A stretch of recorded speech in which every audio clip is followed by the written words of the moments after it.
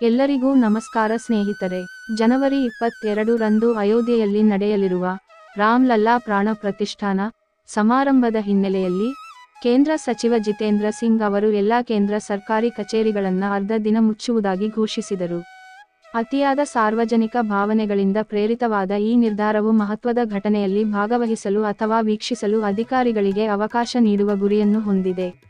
ಅಂದ್ಹಾಗೆ ರಾಮ್ ಲಲ್ಲಾ ವಿಗ್ರಹವನ್ನ ಬುಧವಾರ ರಾತ್ರಿ ರಾಮ ದೇವಾಲಯದ ಗರ್ಭಗುಡಿಗೆ ತರಲಾಯಿತು ಎಂದು ಶ್ರೀರಾಮ್ ಮಂದಿರ ನಿರ್ಮಾಣ ಸಮಿತಿ ಅಧ್ಯಕ್ಷ ನೃಪೇಂದ್ರ ಮಿಶ್ರಾ ಖಚಿತಪಡಿಸಿದ್ದಾರೆ. ಸದ್ಯ ವಿಗ್ರಹವನ್ನ ಗರ್ಭಗೃಹದಲ್ಲಿ ಇರಿಸಲಾಗಿದೆ.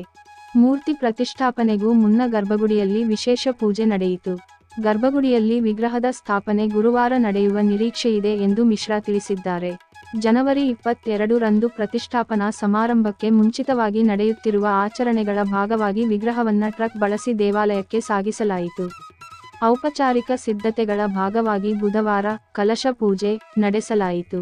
ಸ್ನೇಹಿತರೆ, ಎಲ್ಲರೂ ಭಕ್ತಿಯಿಂದ ಜೈ ಶ್ರೀರಾಮ್ ಅಂತ ಕಾಮೆಂಟ್ ಮಾಡಿ. ಧನ್ಯವಾದಗಳು.